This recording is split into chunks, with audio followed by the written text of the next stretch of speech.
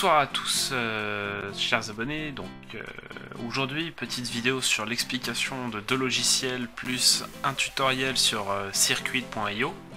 Donc un vraiment tutoriel basé sur le langage. Donc on va faire un peu de tout, contrôle de servomoteur et utilisation d'écran, je pense. Les deux logiciels dont je vous parlais, c'est l'IDE Arduino. Donc on va reprendre vraiment là les bases de la manipulation de l'IDE. Et un autre IDE, donc c'est Processing, on verra à quoi il sert dans un second temps. Donc tout d'abord, l'IDE Arduino. Donc un IDE, c'est quoi? Un IDE, c'est un environnement de développement intégré. Donc c'est un logiciel, la plupart du temps, qui permet de développer dans un langage spécifique des programmes. Donc l'IDE Arduino, lui, il est composé de sa fenêtre principale d'édition de code avec le numéro de ligne, la coloration syntaxique en fonction de ce qu'on écrit. Par exemple, quand je vais écrire int, il y aura une coloration qu'on voit à l'écran pour bien identifier qu'est-ce qu'on écrit. Le logiciel, il contient un petit programme pour vérifier qu'on n'a pas fait d'erreur dans le programme et nous indique quelle est la ligne où il y a une erreur s'il y en a.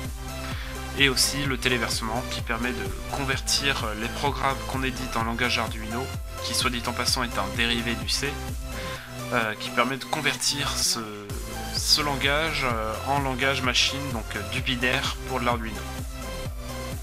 Et comme pour toutes les machines actuellement. Qu'est-ce qui contient d'autre? Toutes les bases, fichiers, édition, croquis, donc vérifier et compiler le programme, et téléverser, et tout ce qui est en rapport avec la compilation, la vérification et le téléversement. Mais également le moniteur série. Donc vous voyez, ça marche pas parce que j'ai aucune carte branchée en ce moment, mais le moniteur série, c'est par exemple quand on envoie des données d'un Arduino vers un serial, c'est-à-dire qu'on envoie vers le PORCOM là où il est branché. On peut visualiser si on a construit notre programme en faisant un serial.print ln, on peut envoyer la valeur d'une variable sur le moniteur série. Donc ça, c'est à peu près la base de l'IDE. Donc l'IDE, on peut également lui rajouter des bibliothèques, donc si on veut éditer sur des trucs supplémentaires. Qu'est-ce qu'il y a comme bibliothèque?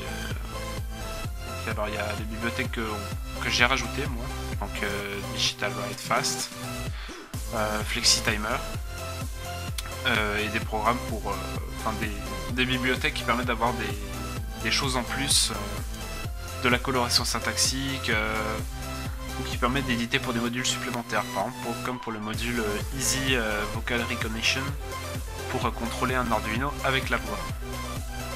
Donc là on a la liste de toutes les bibliothèques de base. On a la liste des exemples. Donc les bases, basique, digital, analog, communication, control, des displays.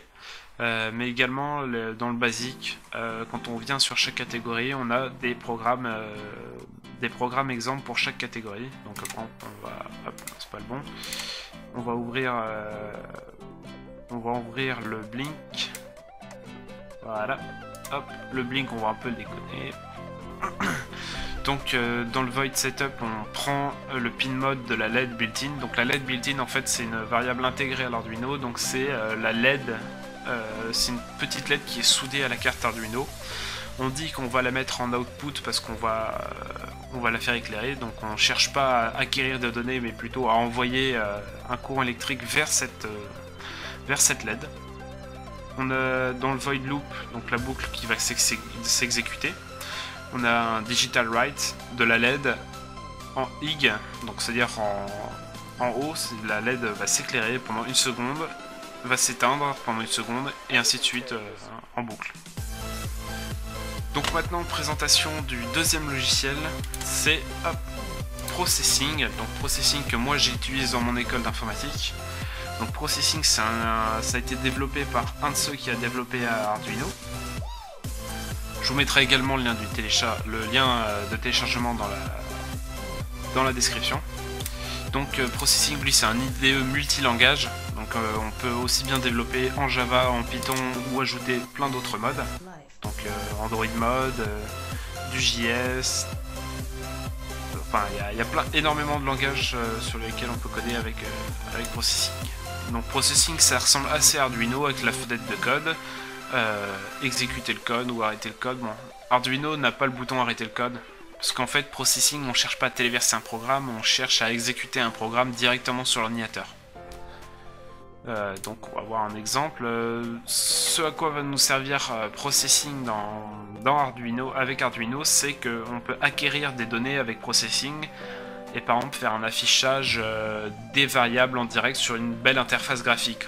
Donc, par exemple avec un capteur ultrason, on peut faire un radar, donc un radar comme sur de l'aviation civile, bon bien sûr pas avec les mêmes caractéristiques, mais un radar avec un truc qui s'actualise où on voit les points. Donc on va tout de suite voir un fichier d'exemple. Donc hop, les tableaux par exemple. Ça peut être marrant. Donc alors le programme c'est en Java, en mode Java. Et du coup on va faire exécuter le code. Et donc là on a une nouvelle fenêtre qui s'ouvre et on voit le code qui a été dessiné. Enfin, en fait ce code a pour but de dessiner, de faire des dessins. Donc avec toutes les variables. Il y a pas mal d'autres exemples.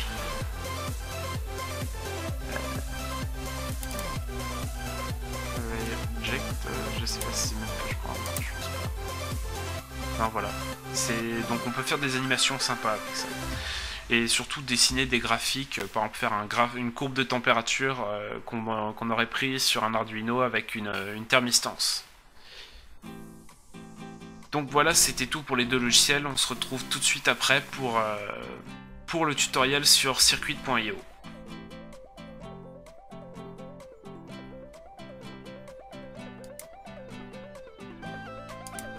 Donc alors, nous voilà sur Circuit.io et on va tout de suite faire un premier tutoriel sur les servomoteurs comme sur ma toute première vidéo. Donc là en simulation. Donc du coup, on prend de base, hop, j'ai un peu de mal encore. Un Arduino, donc alors il faut le trouver. Ici. Voilà, un Arduino. Je sais pas si on peut les tourner.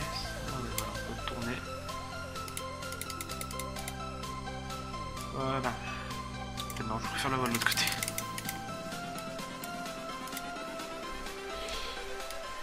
Hop, donc on a notre Arduino Uno. Et on va bien rajouter le servomoteur. Donc en fait je peux supprimer. Et donc ça rame un peu. Voilà. Et je voulais pas du tout rajouter ça. Donc hop, un servomoteur. Donc le servomoteur lui est composé du ground, du power et du signal. Donc alors, le ground, on va le brancher sur l'Arduino, hop, sur la borne ground, donc le moins, et le 5 volts vient se brancher sur la borne power du servomoteur, donc le fil rouge. Et le signal, lui, on vient le brancher sur la pin. Hop, sur Digital Pin 9. Donc, alors, pour le programme, on y va tout de suite. Donc, alors, en soi, le programme, lui, il est assez simple, il est vraiment très court, donc, on va le décrire tout de suite. Donc, deuxième ligne, le programme inclut une bibliothèque servo.h que je vous invite à télécharger, mais que je crois qui est déjà présente dans l'IDE d'Arduino. Donc, on déclare une nouvelle variable servopin 3, donc en fait, c'est la 9, je me suis gouré. Voilà. Donc servopin c'est la numéro 3. On vient créer l'objet du servomoteur et on vient attacher l'objet servo 1. On vient le lier à la pin numéro 3, donc la variable servopin. Et donc on va écrire avec un pin write mode sur la pin numéro 9. J'ai toujours pas changé. On vient écrire de lui pendant une seconde, tu attends et puis après tu vas à 90 degrés, tu attends une seconde et tu vas à 180 degrés. Donc, on va tout de suite uploader ce code. Et voilà, on voit le servomoteur qui bouge.